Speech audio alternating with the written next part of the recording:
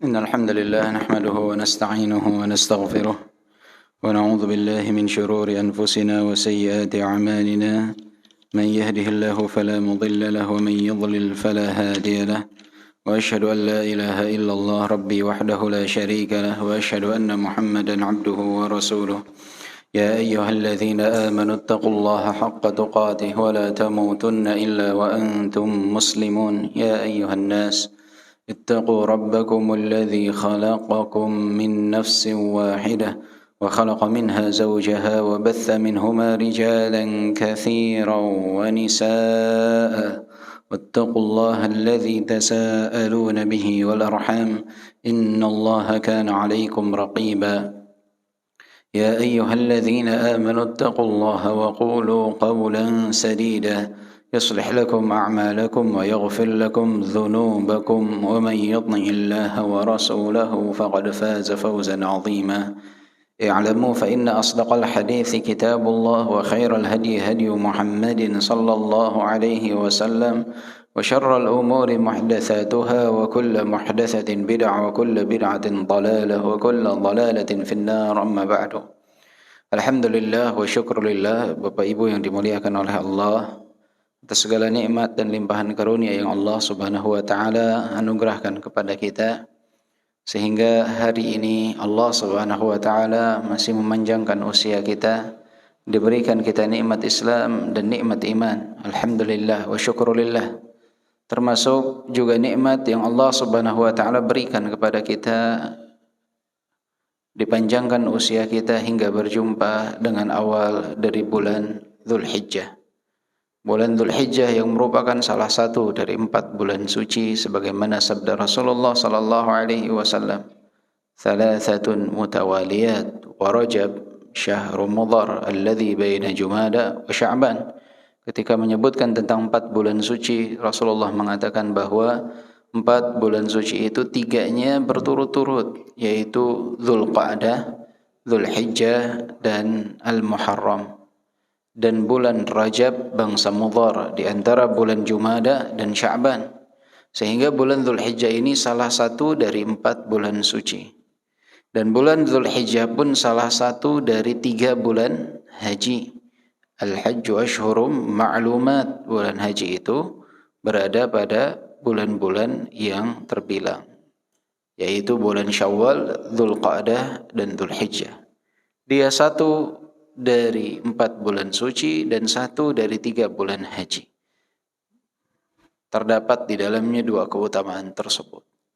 Dan juga Allah Subhanahu wa taala berfirman di dalam Al-Qur'an, "Wal fajri wa layalin 'ashr."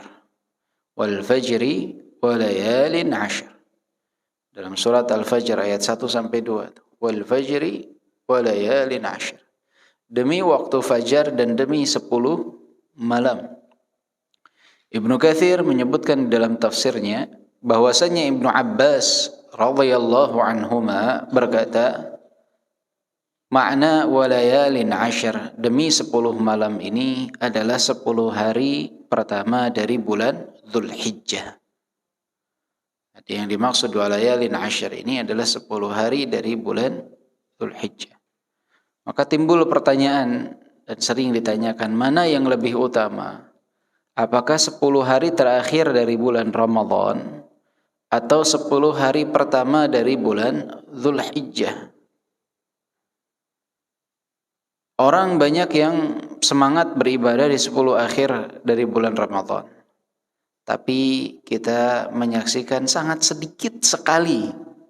Kalau bisa dibilang itu sangat sedikit sekali. Bahkan di beberapa tempat enggak ada yang mengistimewakan 10 awal dari bulan Dzulhijjah. Sesuatu yang aneh dan mengherankan.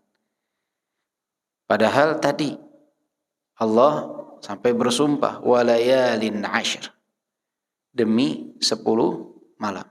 Kata Ibnu Abbas itu 10 awal dari bulan Dzulhijjah. Mana yang lebih utama?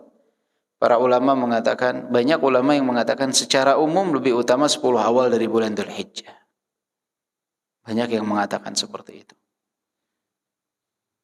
Dan ada ulama yang membagi bahwa malam harinya 10 akhir dari bulan Ramadan lebih mulia karena ada Lailatul Qadar.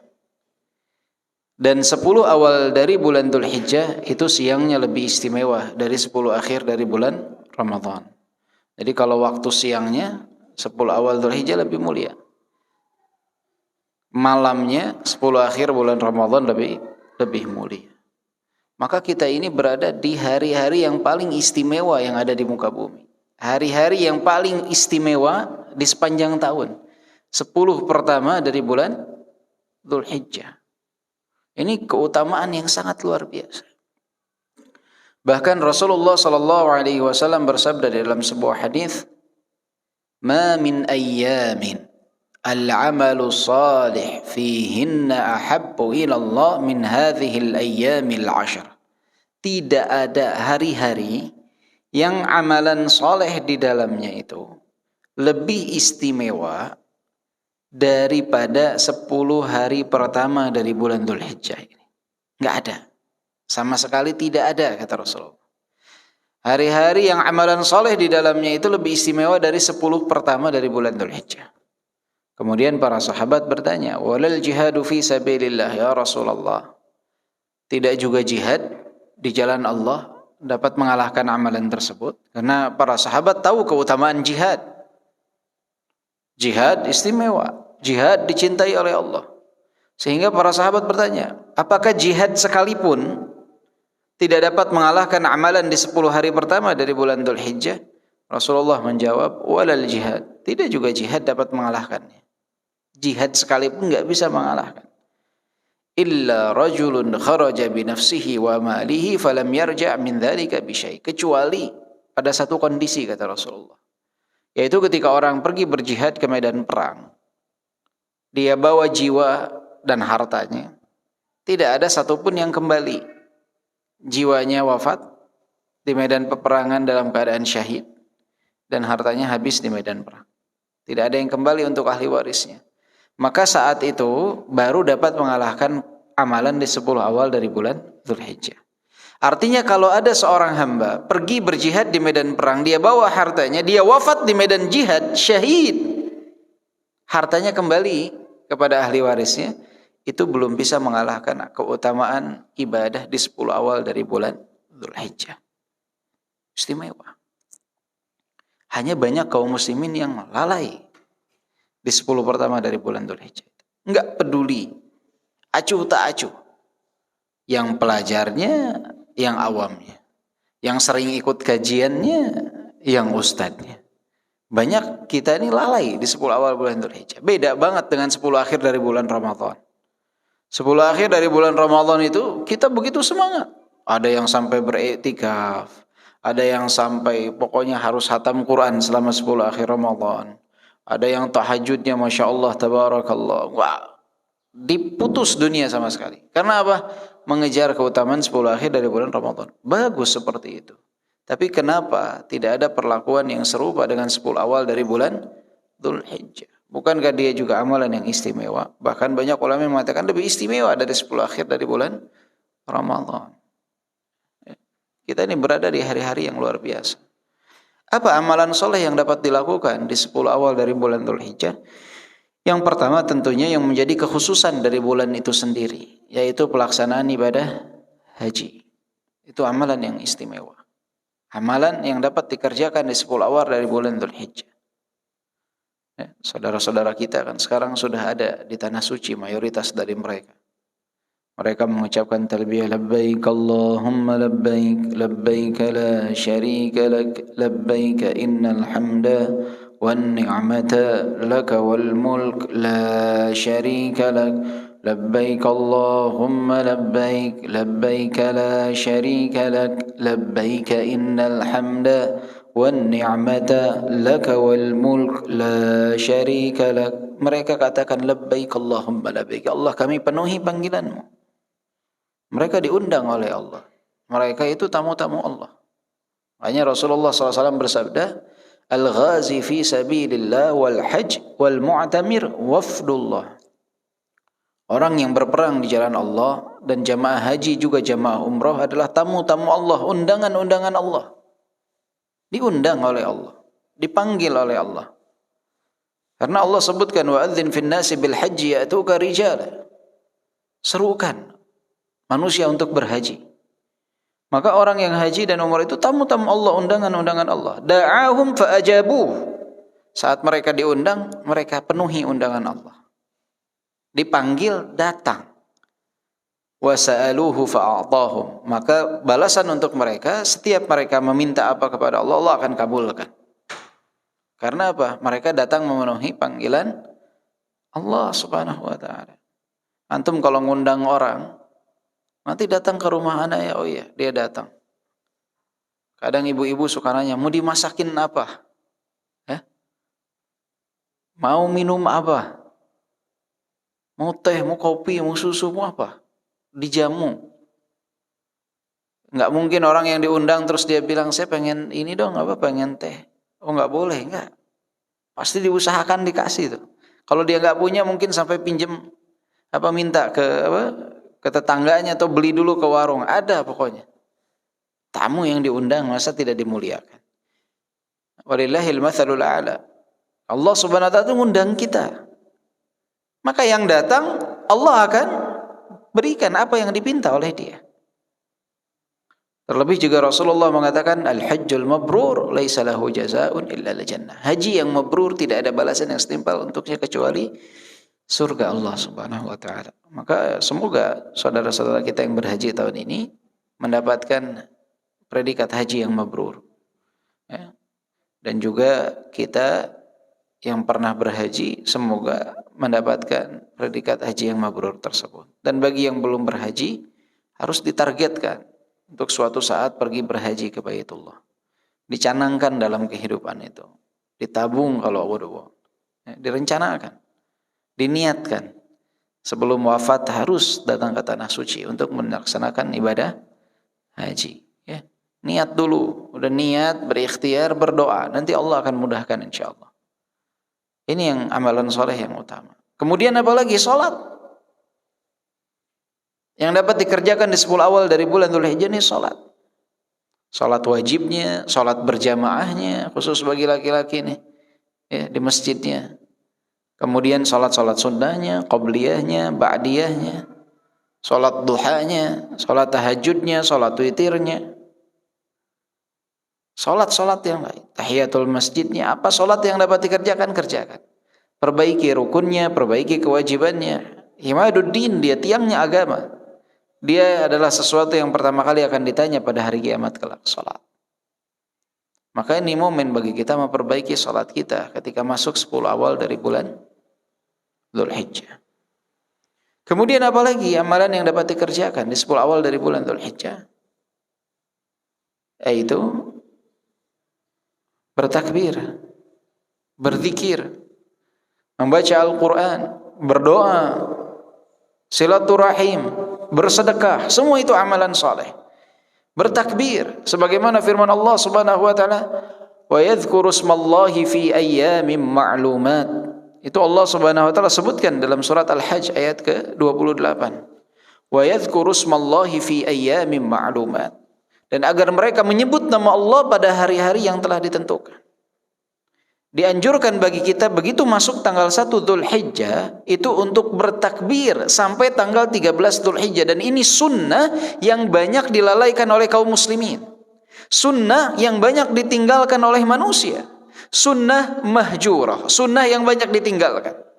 Maka menghidupkan sunnah ini adalah suatu nilai yang sangat luar biasa. Ketika satu sunnah itu redup pada satu tempat, satu sunnah yang biasa dilakukan Rasulullah dan kita hidupkan, maka setelah itu jika ada orang yang melakukannya, insya Allah kita akan dapatkan pahala terus. Man sanna fil Islam sunnatan hasanah. Ini maksudnya. Siapa yang di dalam Islam itu dia menghidupkan sunnah yang baik. Jadi sunnah yang mulai redup dia hidupkan lagi. Nah ini adalah sunnah yang mulai redup, yaitu bertakbir dari awal bulan Dzulhijjah. Ini sunnah yang banyak ditinggalkan oleh kaum muslimin, khususnya kita di Indonesia. Padahal disunnahkan dari mulai tanggal 1 kemarin. Kita bertakbir. Allahu Akbar, Allahu Akbar, Allahu Akbar. La ilaha illallah, Allahu Akbar, walillahil hamd. Bertakbir di rumah kita, di jalan, di tempat kerja kita. Kita menuju masjid, bertakbir di rumah, di masjid, dimanapun bertakbir silakan sebanyak-banyaknya. Angkat suara kita, khususnya bagi laki-laki itu angkat suaranya, bertakbir, agungkan kalimat Allah Subhanahu wa taala. Kabbiru liyablugha takbirukum ma'ana as-sama. Kabbiru fa innallaha al-'azimu yastahiqqu ats-tsana. Bertakbirlah agar suara takbir kalian itu sampai ke penjuru langit. Bertakbirlah karena Allah Zat yang Maha Agung berhak atas setiap pujian dan sanjungan. Takbir. Ini sunnah yang ditinggalkan. Ini para ulama menyebutnya takbir itu terbagi dua. Ada takbir mutlak. Takbir mutlak itu tadi, takbir yang dibacakan dari mulai tanggal 1 Dzulhijjah sampai tanggal 13 Dzulhijjah. Di semua tempat, di setiap waktu, di setiap keadaan. Tidak ada momen khususnya. Kapanpun bertakbir. Ini yang disebut takbir mutlak, takbir secara umum. Ada yang disebut takbir muqayyad. Takbir muqayyad ini takbir yang khusus dilakukan setiap ba'da salat fardu. Setelah selesai beristighfar. Dari mulai ba'da salat subuh di tanggal 9 Dzulhijjah sampai ba'da salat asar di tanggal 13 Dzulhijjah. Ini yang disebut takbir muqayyad. Jadi takbir muqayyad ini khusus yang dilakukan setiap ba'da salat fardu dari mulai ba'da subuh tanggal 9 Dzulhijjah sampai ba'da asar tanggal 13 Dzulhijjah. Ini takbir muqayyad. Jadi beres salat subuh nanti tanggal 9 Dzulhijjah, Assalamualaikum, Assalamualaikum, atau Assalamualaikum warahmatullah, Assalamualaikum warahmatullah, Astaghfirullah, Astaghfirullah, Astaghfirullah, langsung bertakbir, Allahu Akbar, Allahu Akbar, Allahu Akbar, La ilaha illallah, Allahu Akbar, walillahil hamd. Itu adalah takbir muqayyad. Jadi setiap selesai salat fardu, selesai beristighfar dari tanggal 9 Dzulhijjah, ba'da subuh sampai tanggal 13 Dzulhijjah ba'da asar. Ini disebut takbir muqayyad. Jadi takbir ada dua jenis, takbir mutlak dari tanggal 1 sampai 13, ada takbir muqayyad yang dikhususkan setiap ba'da salat fardu. Nah, ini sunnah yang banyak ditinggalkan. Kalau yang takbir muqayyad banyak yang melakukan, takbir mutlak nih yang paling banyak ditinggalkan. Orang malu kalau bertakbir. Aneh. Bertakbir silahkan sebanyak-banyak. Karena ini adalah waktu dan momen kita untuk mengagungkan Allah Subhanahu wa taala. Kemudian di antara amalan yang dapat kita lakukan adalah berpuasa. Puasa adalah bagian daripada amalan soleh. Rasulullah ketika mengatakan tentang amalan soleh lebih istimewa di 10 awal dari bulan Dzulhijjah, tidak menyebutkan secara spesifik amalan solehnya apa. Maka berbakti kepada orang tua amalan soleh, silaturahim amalan soleh, membaca Al-Quran amalan soleh, berdoa amalan soleh, berzikir amalan soleh, termasuk juga puasa adalah amalan soleh. Maka siapa di antara kita yang mau berpuasa dari mulai tanggal 1 berpuasalah. Terlebih jika ada hutang puasa, maka waktu terbaik untuk bayar hutang puasa ya ini di awal bulan Dzulhijjah, khususnya ibu-ibu. Bayar kalau misalkan tidak berhalangan, bayar, momen terbaik. Karena amalan soleh di dalamnya sangat istimewa. Saya tidak ada hutang puasa, saya puasa apa dong? Puasa sunnah mutlaqah, boleh silahkan. Dari mulai tanggal 1. Nanti Seninnya niatkan puasa Senin, bertepatan dengan awal bulan Dzulhijjah. Kamisnya juga sama.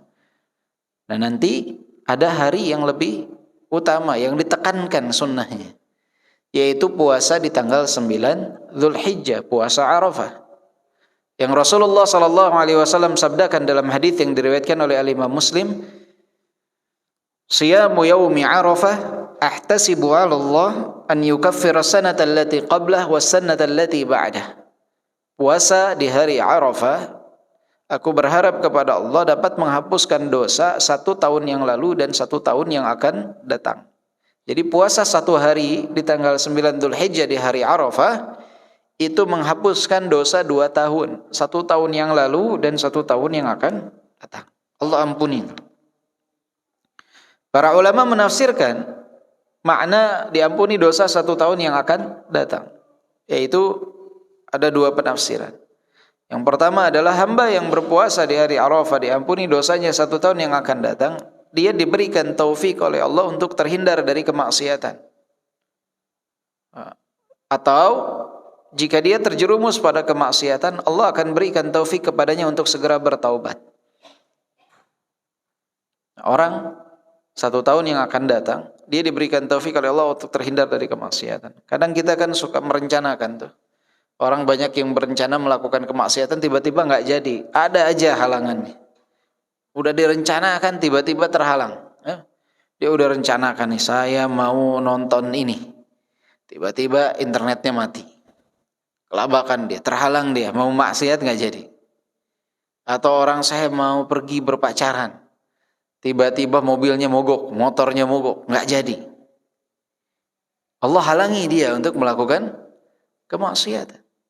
Itu nikmat yang luar biasa itu ya ikhwah. Itu nikmat yang harus disyukuri. Jika antum sudah berencana melakukan kemaksiatan, Allah halangi, itu nikmat.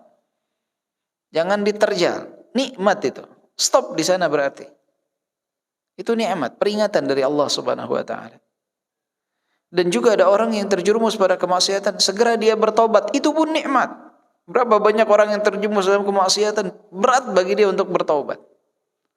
Maka bisa jadi 2 hal itu kita dapatkan karena tahun lalu kita melaksanakan puasa di hari Arafah dan mengharapkan pahala itu dari sebagaimana yang disabdakan oleh Rasulullah sallallahu alaihi wasallam.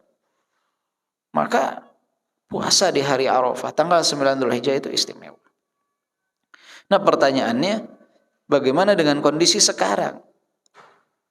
Yang mana ada perbedaan penanggalan di Saudi Arabia, yang mana mereka wukuf di tanggal 9 Dzulhijjah versi Saudi Arabia yang bertepatan dengan hari Jumat.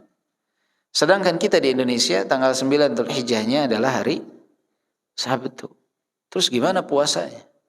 Syekh Sulaiman Ar-Ruhaili pernah ditanya tentang kasus tersebut 5 tahunan yang lalu atau 4 tahun yang lalu. Maka beliau menjawab bahwa bagi yang berbeda 1 hari dengan Saudi, artinya lebih lambat. Ketika di mereka tanggal 8 di Saudi sedang wukuf, maka silahkan berpuasa di tanggal 8 Dzulhijjah bertepatan dengan jamaah haji yang sedang wukuf. Dan mereka berpuasa kembali di tanggal 9 Dzulhijjah karena keutamaan puasa tanggal 9 Dzulhijjah itu sendiri. Ini puasanya 2 hari kalau kita berarti pekan depan tuh, Jumat dan Sabtu.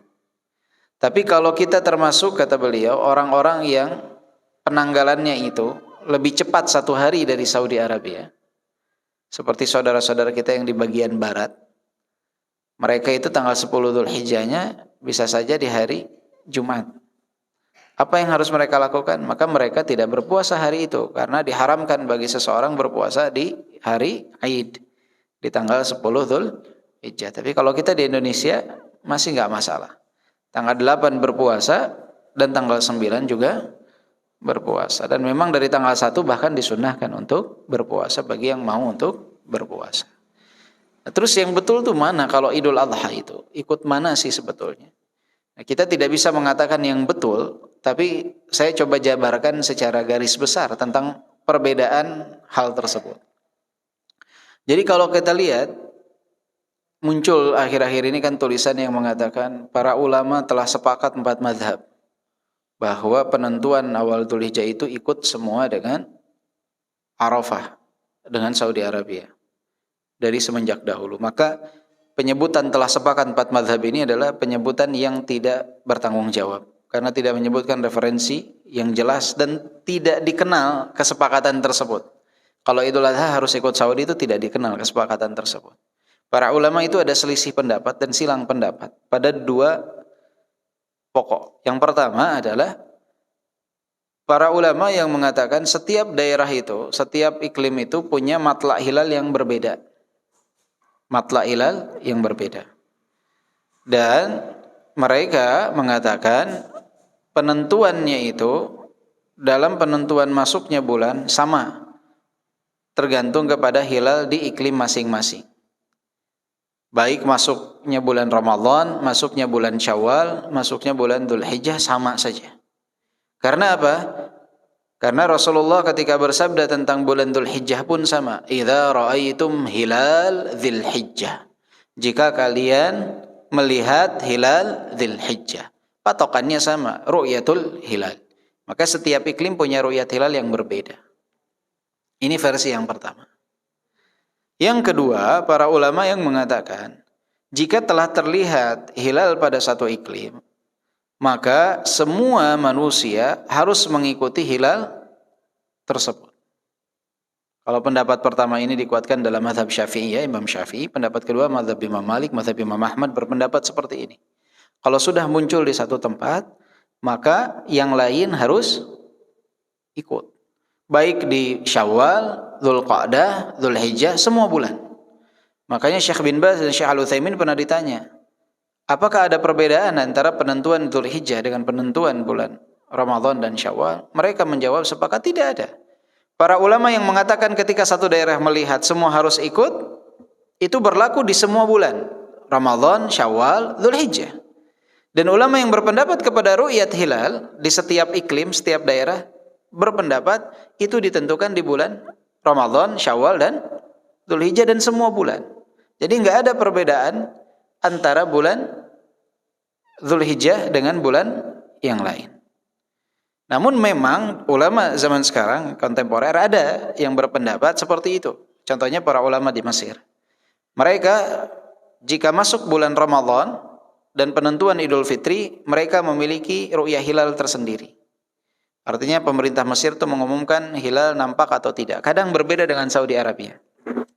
Tapi khusus Dzulhijjah, mereka berpatokan kepada Saudi Arabia. Tidak melakukan, bisa dikatakan kalau di kita sidang itsbat sendiri enggak. Udah aja ikut Saudi. Saudi tanggal berapa? Ikut Saudi Arabia. Jadi kalau Syawal dan Ramadannya sendiri, kalau Dzulhijjahnya ikut pemerintah Saudi. Nah ini pada ulama-ulama zaman dahulu tidak dikenal pembagian tersebut. Nah sebetulnya mana yang lebih condong? Wallahu a'lam, kalau ana secara pribadi lebih condong kepada pendapat yang pertama, bahwa setiap iklim itu punya ru'yah hilal tersendiri. Apa alasannya? Alasannya yang pertama tadi, karena Nabi SAW dalam sabda-sabda beliau selalu mengaitkan dengan ru'yah hilal. Baik di bulan Ramadan, Syawal, sumu li ru'yatihi wa aftiru li ru'yatihi. Berpuasalah karena kalian lihat ru'yah hilal, dan iftarlah atau masuk bulan Syawal itu juga karena ru'yat hilal. Dan hadis Rasulullah tentang bulan Dzulhijjah juga sama. Idza ra'aitum hilal Dzulhijjah, jika kalian melihat hilal Dzulhijjah, maka patokannya adalah kembali kepada hilal Dzulhijjah. Rasulullah tidak mengatakan jika di Mekah sedang wukuf di Arafah atau apapun, tidak. Tapi patokannya kepada ru'yat hilal. Itu yang pertama. Yang kedua, ada hadis Ibnu Abbas radhiyallahu anhuma yang diriwayatkan oleh Imam Muslim, dan ini adalah hadis yang sangat jelas terang benderang menjelaskan kepada umat bahwa masing-masing daerah itu ada ru'yat hilal tersendiri. Hadis ini diriwayatkan oleh Imam Muslim, yaitu ketika seorang tabi'in Quraib, beliau itu melaksanakan awal Ramadan itu di negeri Syam. Negeri Syam saat itu dikuasai oleh Muawiyah radhiyallahu anhu. Kemudian di penghujung bulan beliau kembali ke kota Madinah dan bertemu dengan Ibnu Abbas. Ibnu Abbas bertanya kepada Quraib, kapankah kalian mulai berpuasa? Kapankah kalian melihat hilal? Quraib menjawab, kami melihat hilal pada malam Jumat, mulai berpuasa di hari Jumat. Kata Ibnu Abbas, kami melihat hilal di malam Sabtu, mulai berpuasa di hari Sabtu. Berarti penduduk Madinah saat itu puasanya telat 1 hari dari penduduk Syam, ya kan? Kemudian ketika di penghujung bulan, Ibnu Abbas itu menyempurnakan bilangan bulan menjadi 30. Harusnya kalau di malam 29 itu tidak terlihat, Ibnu Abbas kalau memang harus mengikuti hilalnya negeri Syam, harusnya Ibnu Abbas saat itu tidak menambah 1 hari lagi, tapi udah aja ikut hilalnya negeri Syam, karena di Syam itu puasanya mulainya hari Jumat. Berarti kalau nambah lagi 1 hari jadi 31 dong, iya kan? Ternyata Ibnu Abbas tidak melakukan itu. Ibnu Abbas menyempurnakan bilangan hari menjadi 30 yang di startnya dari hari Sabtu. Sehingga Quraib bertanya, tidakkah engkau mengikuti ru'yah hilalnya siapa? Muawiyah di negeri Syam? Kata Ibnu Abbas menjawab, hakadza amarana Rasulullah sallallahu alaihi wasallam. Beginilah Rasulullah mengajarkan kami dan memerintahkan kami. Ini sangat jelas sekali bahwa matla' hilal di negeri Hijaz, ini di Madinah, dengan di negeri Syam berbeda. Ini fatwanya Ibnu Abbas radhiyallahu anhu. Dan ini berlaku untuk semua bulan. Tidak hanya dalam penentuan Ramadan dan Syawal. Padahal Madinah ke negeri Syam jauh apa dekat? Dekat. Paling kalau naik kendaraan, kalau zaman sekarang naik kendaraan, mungkin 12 jaman sudah sampai. Naik pesawat aja 1,5 jam sampai. Dekat. Beda dengan Indonesia yang 9 jam, 10 jam. Ternyata kasus ini pernah terjadi. Akan tetapi Ibnu Abbas berpendapat setiap daerah punya matla' hilal yang berbeda. Padahal mereka berada dalam satu pemerintahan tuh. Dipimpin oleh Muawiyah. Tapi tetap mereka berlebarannya berbeda. Kenapa saya katakan berlebarannya pasti berbeda? Karena nggak mungkin di negeri Syam puasanya 31 hari. Antara 29 atau 30. Kalau di Madinahnya sudah 30, maka pasti memiliki hari lebaran yang berbeda. Ini yang kedua. Yang ketiga, ketika disebutkan bahwa patokannya adalah Arafah, wukuf di Arafah, ketahuilah bahwa puasa tanggal 9 Dzulhijjah itu lebih dahulu disyariatkan dari penyebutannya dengan nama Arafah. Di belakangan, beberapa tahun kemudian, baru disebutnya dengan puasa Arafah. Sebelumnya disebut dengan puasa di tanggal 9 Dzulhijjah. Kemudian juga, kenapa disebut puasa Arafah? Karena ghaliban secara umumnya itu 9 Dzulhijjah adalah hari wukuf di Arafah. Kemudian juga wukuf di Arafah ini, kalau patokannya itu wukufnya di mana? Di Arafah. Tanggal berapa itu puasanya? Nggak bisa yang lain. Kita katakan bahwa wukuf di Arafah ini tidak sepanjang masa akan ada. Bisa saja di satu masa tidak ada orang jemaah yang wukuf di Arafah. Bisa tidak? Bisa. Kemarin ketika pandemi hampir saja tidak ada yang namanya wukuf di Arafah. Itu kalau misalkan tidak ada wukuf di Arafah, patokannya apa dong? 9 Dzulhijjahnya tetap ada gak? Walaupun tidak ada wukuf, tetap. Disyariatkan puasa tanggal 9-nya gak? Walaupun tidak ada wukuf, tetap. Kemudian juga poin berikutnya, poin yang terakhirnya adalah jika patokannya hanya saat wukuf itu adalah saat berpuasa, maka itu tidak akan dialami oleh saudara-saudara kita yang ada di tempat-tempat yang selisih jamnya dengan Saudi Arabia itu cukup panjang. Ana ambil contoh. Kita jamaah haji itu wukuf di Arafah itu rata-rata mayoritasnya dari kapan? Dari semenjak tergelincir matahari sampai waktu maghrib. Walaupun boleh sampai waktu subuh, sebelum adzan subuh. Boleh tuh, panjang tuh. Sebagaimana yang telah kita bahas. Ini kalau ada saudara-saudara kita di Sorong, di Papua. Mereka di tanggal 9 Dzulhijjah puasa nih, hari Arafah bertepatan dengan Saudi. Masuklah mereka waktu malam, sudah masuk malam 10 Dzulhijjah. Di Saudinya masih persiapan mau wukuf di Arafah. Udah wukuf belum? Belum. Mereka udah beres puasanya. Pas gitu. Kalau yang beralasan harus pas puasanya dengan wukuf di Arafah, ana katakan, saudara kita yang di Papua atau di ujung lagi dari Papua, sebelahnya Papua Nugini misalkan. Mereka sudah buka puasa, sudah masuk malam 10, di Arafahnya sudah mulai wukuf tidak? Sudah mulai belum wukufnya? Belum tergelincir matahari, belum mulai wukuf. Maka apakah bertepatan puasa tersebut dengan wukuf di Arafah? Pas tidak? Tidak jawabannya. Bahkan kebalikannya. Puasa kita di Indonesia ketika harinya sama dengan ketika harinya berbeda, space waktu wukufnya itu lebih banyak ketika harinya berbeda. Jangan bingung deh Pak. Saya ambil contoh. Kita yang beda 4 jam nih, atau yang beda 5 jam deh, beda 4 jam nggak apa-apa. Kita nih yang real beda 4 jam. Kita beda 4 jam. Kita di sini jam 4 sore, di Saudi jam berapa? Jam 12. Condong di Saudi kalau zuhur 12:30-an kurang lebih. Kita 4:30, di Saudi 12:30. Berarti kalau kita tanggal 9-nya itu bertepatan dengan wukuf di Arafahnya di Saudi, kita puasanya dari 4:30 sampai jam 6. Itu bertepatan dengan waktu wukufnya di Saudi. Jadi kurang lebih kita dapat 1 jam setengah. Momen puasa kita dengan waktu wukuf di Saudi dapat berapa jam?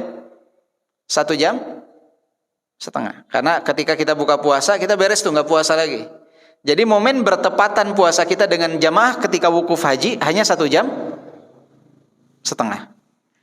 Kalau tanggal 9 Dzulhijjah kita itu berbeda dengan di Saudi Arabia, berselisih 1 hari, artinya kita puasanya hari apa? Hari Sabtu. Mulai jam berapa adzan subuh? Jam 5 kurang 15. Di Saudi jam berapa, Pak? Jam 1 kurang 15. Masih waktu wukuf gak? Masih waktu wukuf gak? Masih, karena waktu wukuf itu dari tergelincir matahari tanggal 9 sampai sebelum subuh tanggal 10. Walaupun dianjurkan untuk meninggalkan Arafah setelah tergelincir matahari tanggal 9, tapi waktu wukufnya itu manjang sampai sebelum subuh. Artinya ketika kita puasa nanti hari Sabtu tanggal 9 Dzulhijjah, di Saudinya masih malam, masih waktu wukuf gak? Masih. Kita puasa tuh. Saudi misalkan waktu subuhnya jam 4 deh, nggak usah banyak-banyak, jam 4. Berarti momen waktu puasa kita dengan waktu wukuf di Saudi itu berapa jam? 3 jam seperempat. Lebih lama mana, Pak? Momen kebersamaan puasa kita dengan waktu wukuf di Saudi, ataukah ketika harinya sama atau ketika harinya berbeda?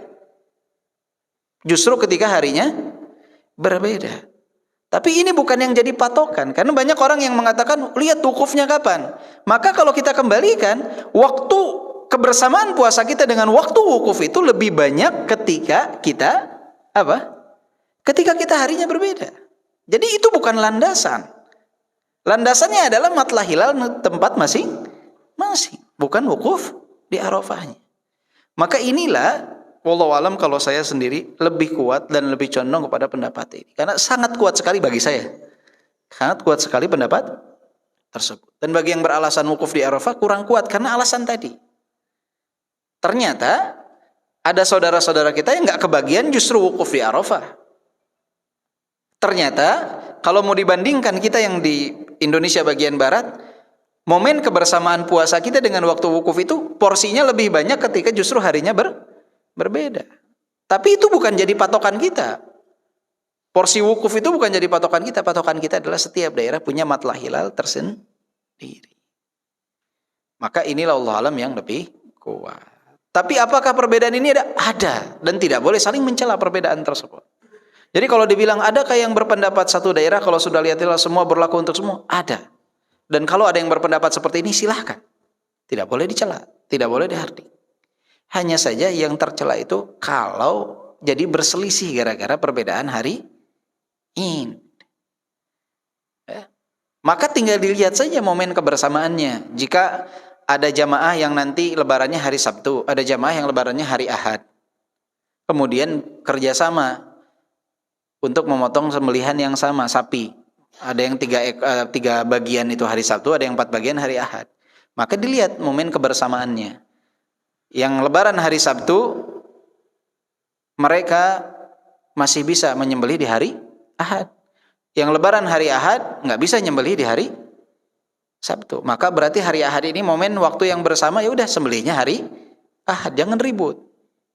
Ini kalau ada yang lebaran hari Sabtu, ada yang lebaran hari Ahad, ya udah nyembelihnya nanti di hari Ahad, selesai.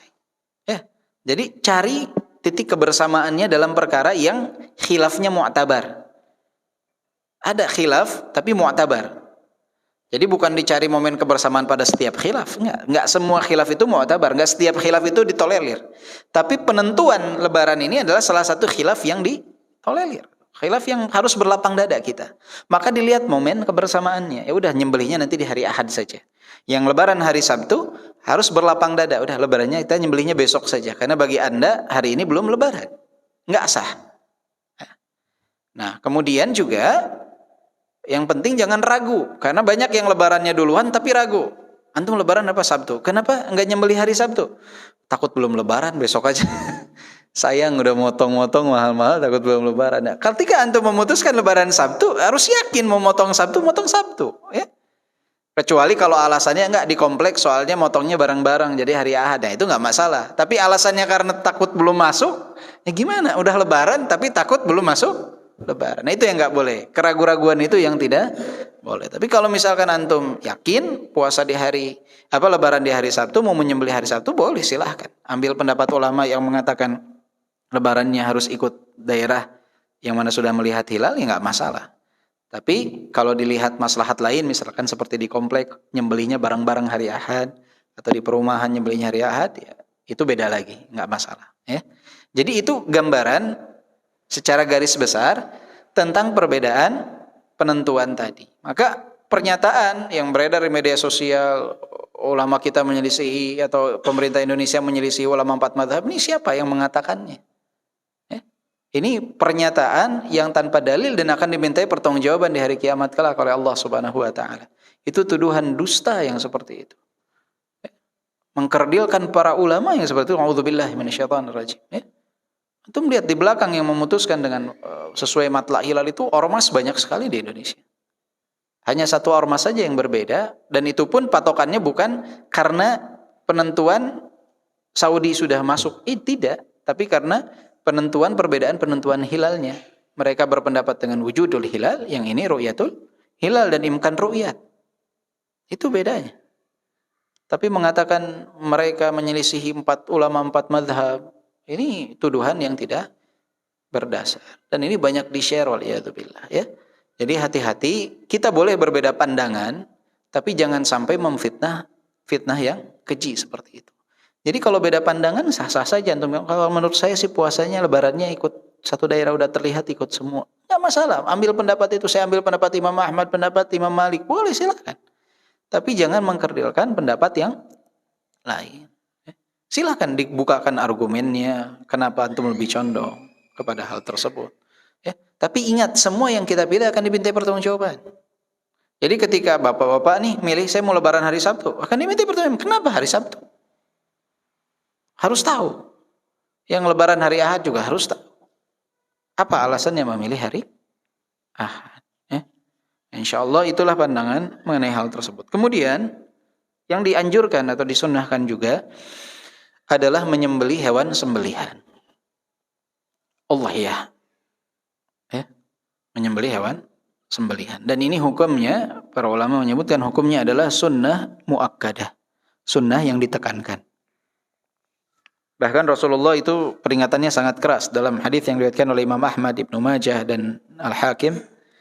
Rasulullah sallallahu alaihi wasallam bersabda, "Man kana lahu sa'ah wa lam yudahhi fala yaqrabanna musallana." Siapa yang dia punya kelapangan harta tapi tidak berkurban, maka jangan pernah mendekati tempat salat kami, kata Rasulullah. Jangan pernah mendekati tempat salat kami. Siapa yang punya kelapangan harta nggak mau berkurban, jangan deketin tempat sholat kami, kata Rasul. Ini peringatan yang keras dari Rasulullah SAW. Kalau dianjurkan kita untuk kalau punya kelapangan berkurban. Berkurbannya dengan apa? Bisa dengan unta. Ada unta di sini? Ada yang jual? Nggak ada ya. Paling di Ragunan ada ya.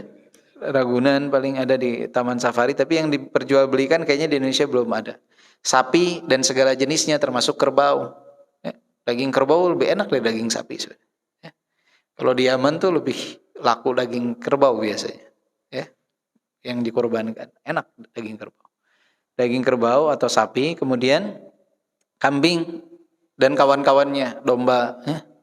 Dan masing-masing itu punya bagiannya. Jadi kalau ada kambing, domba itu untuk 1 orang.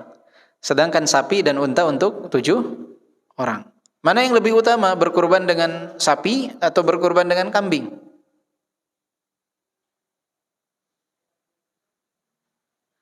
Paling utama kalau berkurbannya itu dengan unta, kalau sendiri. Kemudian sapi, kalau sendiri. Kemudian kambing, harus sendiri kambingnya. kemudian 1/7 dari unta dan sapi. Jadi kalau lebih utama mana, 1/7 sapi atau 1 kambing? Lebih utama kambing. Karena Rasulullah ketika berkorban dengan hal tersebut. Ya. Jadi lebih utama itu. Tapi dua-duanya baik tidak? Baik dua-duanya. Dua-duanya istimewa. Kadangkala untuk maslahat lebih utama mungkin sapi dalam beberapa momen. Misalkan ada orang mau kurban, ada 6 orang pengennya sapi. Kita pengennya kambing. Pak, ini Pak ada 1/7 lagi Pak. Udahlah biar jadi sapinya. Mungkin maslahat. Biar hubungan kita juga baik dengan yang lain. Biar jadi motong sapi. Kemudian juga panitianya udah nyediain sapinya. Nanti kalau nggak ada yang beli nih kemana misalkan. Itu momen-momen tersebut akhirnya membuat kita misalkan memilih untuk berkurban sapi. Nggak masalah insya Allah. Ada maslahat lain yang kita harapkan dari hal tersebut. Nah kemudian di antara hal yang perlu diperhatikan juga adalah tentang usia dari unta, sapi, dan hewan sembelihan tersebut. Ya. Jadi harus diperhatikan usianya. Kalau unta berapa tahun? 5 tahun. Sapi 2 tahun. Kambing 1 tahun. Domba 6 bulan. Diperhatikan. Dan jangan langsung percaya kata tukang kambing. Oh ini mah udah cukup. Lihat giginya. Udah nampak belum tuh? Diperhatikan, dicek. Hati-hati dari cacat-cacatnya. Jadi perlu perhatian tentang hewan kurban. Nyembelihnya. Yang panitia kalau menunjuk orang untuk menyembelih dilihat soka sholat apa enggak. Bisa bacanya apa tidak. Karena banyak di tempat penyembelihan hewan kurban yang menyembelihnya enggak pernah sholat. Enggak pernah sholat, terus nyembelihnya main sembelih aja. Enggak pakai menyebut nama Allah Subhanahu wa taala. Hati-hati itu. Itu tanggung jawab panitia kurban tuh untuk menyeleksi siapa yang memotong hewan kurban tersebut. Dicek suka sholat apa tidak. Kenapa suka sholat itu penting? Penting sekali. Kenapa? Karena Rasulullah sallallahu alaihi wasallam bersabda, "Al-ahdul ladzi bainana wa bainahumus shalah, man tarakaha faqad kafar." Pembatas, pembeda antara kita dengan mereka salat. Siapa yang meninggalkan salat telah kufur. Halal gak sembelihan dari hewan orang yang kufur kepada Allah Subhanahu wa taala? Tidak. Maka bentuk kehati-hatian kita dilihat, nih orang suka salat. Secara umum ketika dia muslim, insyaallah suka salat. Tapi kalau kita sudah tahu ini enggak pernah salat, jangan ditugaskan untuk menyembelih hewan kurban. Juga diperhatikan jangan lupa membaca basmalah. Bertakbir ketika menyembelihnya. Jadi menyebut nama Allah Subhanahu wa taala. Dan hati-hati dari menjual hewan kulit kurban atau bagian dari daging kurban. Enggak boleh menjual bagian dari kulit kurban. Jika kita adalah wakil dari penyembelih kurban, maka panitia tuh enggak boleh menjual kulit kurban, tidak boleh menjual bagian dari hewan kurban. Karena panitia itu wakil dari penyembelih kurban, enggak boleh. Tidak boleh menjual. Dan tidak boleh juga bagian dari bargaining dengan tukang sembelih. Pak, motong berapa? 150. Udah Pak, 125, nanti kepala sama kulit buat Bapak. Itu enggak boleh seperti itu. Berarti kita jadikan 25.000 itu dibayar dengan kulit dan kepala. Enggak boleh. Udah Pak, 100 aja, nanti 1 kilo dagingnya buat Bapak. Setiap 1 ekor, 1 kilonya buat Bapak. Itu enggak boleh. Artinya apa? Kita membayar dia dengan bagian dari hewan kurban. Enggak boleh. Tapi kalau ada yayasan, dikasih sama orang daging, atau dikasih sama orang kulit, dikasih sama orang kepala. Ini ada panitia kurban, ini ada yayasan. Panitia kurban beres, dia ngasih ke yayasan nih, Pak, nih kepada yayasan yatim ini kita kasihkan kulit kurban, kita kasihkan daging kurban. Sama panitia yayasan ini, sama yayasan ini nih, yayasan yang nerima, dia jual si kulit kurbannya, boleh tidak? Boleh, karena dia adalah penerima dari hewan kurban tersebut. Ada orang fakir, dia nerima daging. Oh saya kayaknya daging cukup 1 kilo nih, 1 kilo lagi mau saya jual. Boleh tidak? Boleh, karena dia udah nerima sebagai penerima dari hewan. Tapi selama kita posisinya wakil, itu nggak boleh kita menjualnya. Ya? Atau kita titipkan ke orang, orang yang dititipkan ini nggak boleh ngejual. Misalkan kita titipkan di yayasan, Pak, ini tolong dititip ya, tolong dibagikan kepada fukoro. Maka dia nggak boleh jual tuh si yayasan tuh, karena dia bukan sebagai penerima, hanya sebagai titipan, wakil. Maka siapapun yang berposisi wakil itu nggak boleh, dan tidak boleh dijadikan sebagai bahan bargaining dengan tukang jagal untuk berbagi dalam apa? Berbagi dalam berbagi dalam pembayaran dengan hewan kurban tersebut, ya. Dan dia itu boleh untuk kita sedekahkan, kita hadiahkan, dan juga kita makan sendiri itu boleh. Afdolnya bisa dibagi sepertiga, tapi tidak diwajibkan. Artinya kalaupun kita kekurangan, bisa menyembelih, mau dimakan semua juga mangga, boleh-boleh saja. Atau mau disedekahkan semua, boleh-boleh saja. Mau dihadiahkan semua, boleh-boleh saja. Tapi afdolnya ada bagian yang dihadiahkan, ada bagian yang disedekahkan, ada bagian yang dimakan. Lebih afdol lagi kalau dibagi 3, sepertiga. Cuman minimal ya ada yang dimakan, ada yang dihadiahkan. Hadiahkan itu kepada orang-orang yang bukan orang fakir miskin. Misalkan kita punya tetangga berkecukupan, kita hadiahkan hewan kurban, itu hadiah namanya. Boleh. Atau disedekahkan kepada fakir miskin. Jadi ada 3 pembagian, ya. Dimakan, disedekahkan, dihadiahkan, diwakafkan. Dihadiahkan kepada yang membutuhkan, atau disedekahkan kepada yang membutuhkan. Dan siapa yang diantara kita sudah berniat untuk berkurban, maka Rasulullah mengatakan, "Idza ra'aitum hilal dzil hijjah wa arada ahadukum an yudhi falyumsik an sya'rihi wa alfari." Siapa di antara kalian yang berniat untuk berkurban, sudah ada niat melihat hilal dzul hijjah dan berniat berkurban. Masuk tanggal 1 Dzulhijjah udah niat nih, nanti saya mau kurban. Belum beli dia, tapi sudah niat mau berkurban. Maka tidak boleh lagi memotong rambut dan memotong kuku. Rambutnya semua jenis rambut, kumis, rambut ketiak, rambut kemaluan, dan kuku. Sampai kapan? Sampai nanti hewan sembelihannya disembelih. Jadi kalau hewan sembelihannya baru disembelih di tanggal 13 Dzulhijjah, di hari tasyrik, maka tetap dia nggak boleh cukuran dulu sampai hewannya disembelih. Kalau tanggal 10 pagi udah disembelih, maka siangnya dia boleh untuk memotong kuku, memotong rambut, dan yang semisalnya. Jadi sampai hewannya disembelih. Dan untuk satu orang, untuk satu keluarga, itu 1 hewan sembelihan. Bukan berarti nggak boleh lebih, boleh. Kalau satu keluarga dia mau motong 10 hewan, boleh tidak? Boleh. Ya. Tapi yang dilarang memotong kuku dan memotong rambut adalah orang yang berkurbannya, si kepala keluarga pencari nafkahnya nih.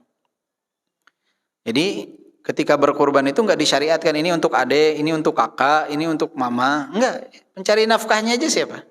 Misalkan Pak Ahmad namanya, ya udah, kambing 1, 2, 3, 4 atas nama Pak Ahmad dan keluarga. Anni wa an ahli baiti, ya. Untukku dan keluargaku, begitu nyembelihnya, nggak dinama-namain si A, si B, si C, si D. Tahun ini mah untuk si Ade, masih 2 tahun umurnya. Tahun depan buat si kakak 3 tahun. Enggak, udah aja Pak Ahmadnya aja berkurban untuk dia dan keluarganya, semua dapat. Yang tidak boleh potong rambut dan kuku ya Pak Ahmadnya ini, anak-anaknya tidak. Kecuali anak-anaknya punya penghasilan sendiri, dia mau berkurban sendiri, mah enggak, silahkan. Atau istrinya punya harta sendiri, dia mau berkurban sendiri, silahkan. Tapi kalau memang dinafkahi semuanya secara penuh oleh Pak Ahmadnya ini, maka ya Pak Ahmadnya aja yang berkurban. Hanya 1, enggak, boleh lebih. Boleh 2, 3, 4, 5, silahkan. Sapi 1 ekor boleh. Tapi kalau misalkan dia bisa memberi kepada orang lain yang dia lihat nih kayaknya nggak bisa kurban dia tahun ini, saya daripada nyembelih 3 atas nama saya semua, udah 1 saya kasihkan kepada si fulan. Pak, nih silahkan Bapak berkurban. Kita lihat tetangga kita nih kekurangan. Pak, Bapak berkurban nih Pak, untuk Bapak dan keluarga. Boleh tidak seperti itu? Boleh. Kita hadiahkan kambing ke dia untuk dia berkurban. Boleh seperti itu. Jadi, Masya Allah, kemudahan sangat banyak. Dan juga ini momen bagi kita sebetulnya untuk berbagi. Boleh gak pakai uang? Enggak. Di Islam tuh ada momennya Pak. Ada kalanya kita ngasih makanan pokok, ada kalanya kita ngasih daging, ada kalanya kita ngasih uang. Zakat mal pakai apa? Uang. Kurban pakai apa? Hewan, daging disembelih ya. Hewan disembelih jadi daging. Idul Fitri pakai apa? Makanan pokok. Di kita nih kadang pengen dibolak-balik. Giliran disuruh bayar pakai makanan pokok, pengen bayar pakai uang. Giliran zakat mal harus pakai uang, pengen pakai barang. Giliran hewan kurban, kenapa nggak uangnya aja? Subhanallah. Padahal Allah sudah tentukan hal tersebut. Kenapa? Kita aja Pak. Kadang kita kalau mau ngasih sesuatu ke orang tuh, jangan uangnya nanti nggak dibeliin, beli aja langsung bajunya, benar gak? Ya, ini juga momen bagi orang tuh untuk makan enak. Idul Adha itu untuk makan, hari makan dan minum. Kalau dikasih uangnya nggak akan dibeliin daging Pak, jamin. Udah kasih daging, biar pada makan. Nanti dibeliin yang lain, beliin rokok, dibeliin apa gitu, daging nggak akan dibeliin. Belikan daging, sembelih hewan sembelihan, kasih dagingnya. Mau ditambah pakai uang setelah itu ya silahkan. Tapi nggak bisa si hewan sembelihan ini diganti dengan uang. Kalau mau ditambah pakai uang silahkan. Allahu a'lam bishawab. Mungkin itu yang bisa disampaikan pada kesempatan kali ini. Semoga bermanfaat. Ada pertanyaan?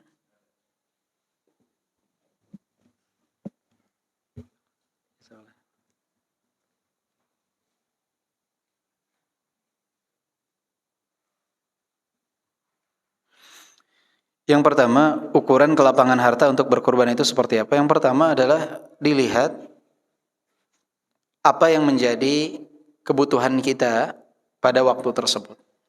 Jadi jika kita masih memiliki space harta untuk kebutuhan pokok kita, maka itu yang disebut dengan kelapangan. Contohnya, banyak di antara kita ini kan punya gaji bulanan Bapak Ibu ya. Misalkan dia gaji bulanannya sebulan 7 juta. 7 juta sebulan, itu biasanya habis 7 juta. Pas di akhir bulan habis 7 juta. Dan dia punya uang simpanan 3 juta misalnya. Maka 3 juta ini disebut adalah kelapangan harta dia yang dia bisa belikan hewan sembelihan. Tapi kalau dia misalkan 7 juta nih habis memang buat bayar listrik, bayar ini, sewa rumah atau apa, nggak ada bagi dia kelapangan. Betul dia megang nih sekarang 2 juta atau 3 juta, tapi pada hakikatnya ini untuk kebutuhan dia 10 hari ke depan misalkan. Karena dia sistemnya digaji, bukan berbisnis, sistemnya digaji. Artinya setiap bulan ya dapatnya segitu aja deh, 7 juta, 7 juta, 7 juta, 7 juta. Maka belum disebut dia memiliki kelapangan. Karena sudah ada proyeksi pengeluaran untuk 10 hari ke depan atau 15 hari ke depan. Karena sistem kita beda dengan dulu. Dulu orang tuh mayoritasnya adalah pedagang. Artinya kelebihan harta dia saat ini punya 3 juta, yaitu dapat dia gunakan, dia masuk dalam karena kategori lapang saat ini, saat momen berkurbannya. Kedepannya dia usaha lagi, cari uang lagi, begitu. Tapi ada saudara-saudara kita ini yang momen kerjanya tuh, sistem kerjanya sekarang ini kan digaji. Tiap bulan ya udah dapat 7 juta lagi, 7 juta lagi, 7 juta lagi. Nggak nambah. Kalau nambah ini ada tanda tanya, bisa korupsi, bisa apa ya. Rata-rata udah 7 juta, 7 juta, 7 juta. Maka dalam satu bulan tersebut dilihat cukup ada kelebihan silahkan. Dan kalau tidak bisa berkurban dengan yang jantan, boleh dengan yang betina. Lebih murah. Kalau memang nggak, afdolnya dengan yang jantan. Tapi nggak punya uang, jangan dihalangkan diri kita dari berkurban. Boleh dengan yang betina. Lebih murah, bisa setengahnya harganya. Kalau memang nggak sanggup yang jantan, betina. Malu, masa kurbannya betina? Ya kalau malu, kurbannya di tempat dagang kambingnya aja langsung. Dan jangan malu insya Allah ya. Niatnya kita karena Allah subhanahu wa ta'ala. Jadi yang nggak sanggup jantan boleh dengan betina. Afdolnya jantan. Kalau punya uang lebih jantan. Tapi kalau nggak punya, boleh nggak betina? Boleh. Sama akikah juga seperti itu. Sama seperti kurban. Sama dengan yang jantan tidak ada, dengan yang betina boleh. Bila sedang puasa Dzulhijjah ada undangan nikah, kita lanjut puasa atau harus buka puasa? Nah, jika kita puasanya Dzulhijjahnya ini puasa sunnah mutlaqah, bukan membayar hutang puasa kita, bukan mengqadha puasa kita, maka jika dia puasanya sunnah mutlaqah, ada undangan, dia penuhi undangan tersebut dan enggak masalah bagi kita untuk berbuka. Ya, tidak masalah untuk berbuka. Jika memang di undangan tersebut dia menyediakan makanan Jadi gini, undangan itu ada beda nih, ada dua jenis nih. Ada undangan yang pemilik undangan itu tahu kita makan apa enggak. Ada undangan yang pemilik undangan itu nggak tahu kita makan apa enggak. Kalau pemilik undangan yang dia tahu kita makan atau tidak, dia undang kita pribadi ke rumahnya, undangan nikahnya pun terbatas jumlahnya, maka yang seperti itu kalau Anda lebih condong untuk seseorang berbuka. Karena apa? Menjaga perasaan mereka yang telah menyediakan makanan. Tapi jika acara pernikahan ini gedung banyak, dia juga nggak ingat siapa yang makan, siapa yang enggak. Bisa jadi nggak makannya kita itu salah satu cara membantunya kita dia. Bisa aja kurang makanan nih. Itu momen bagi kita untuk membantu dia justru. Dan kalau mau lanjut puasa insya Allah nggak masalah. Karena dia pun tidak tahu kita makan atau tidak. Tapi kalau yang undangannya pribadi atau undangan nikahnya terbatas jumlahnya, dia melihat kita makan atau tidak, itu akan jadi satu kesedihan. Ana ingat ada orang tuh, dia berapa tahun ya, nikahin anaknya dia, 5-6 tahunan kalau nggak salah. Sampai sekarang dia ingat tuh, dulu ada orang puasa datang ke acara nikahan dia. Acara nikahan anaknya. Dipersilahkan makan, katanya sedang puasa. Sampai sekarang ingat tuh. Sampai sekarang ingat, katanya itu harusnya dia nggak kayak begitu. Harusnya dia nggak kayak begitu, harusnya buka. Saya udah sedia, saya udah nyiapkan makanan. Karena saat itu momen pernikahannya itu adalah, bahasa kita apa sih, ngunduh mantu ya. Artinya ya lebih spesifik, orang-orangnya nggak terlalu banyak, kelihatan siapa yang makan dan tidak. Maka kita yang berpuasa di bulan Dzulhijjah ini lihat momen keadaan tersebut. Jika memang pemilik rumah itu telah menyediakan makanan, melihat kita dan lain sebagainya, maka bagian dari hikmah kita adalah ikut berbuka dan makan bersama mereka, menghormati apa yang telah mereka sediakan. Tapi jika momen pernikahan itu pernikahan yang besar, nggak kelihatan juga, nggak ngeh juga siapa yang makan atau tidak, maka insya Allah tidak masalah jika kita mau melanjutkan puasa kita. Jadi ada pertimbangan tersebut. Wallahu a'lam bishawab. Ya. Mungkin itu yang bisa saya. Ya.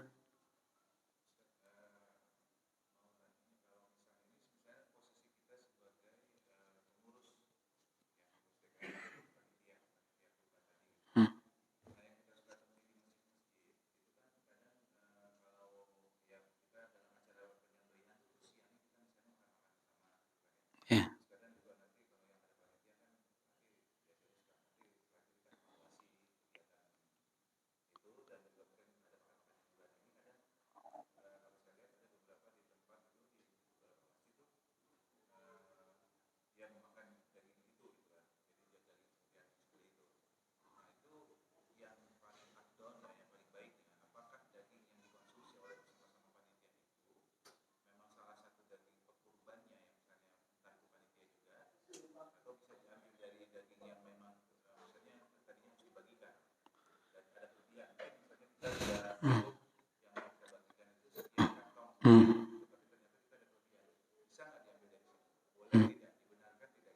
Baik.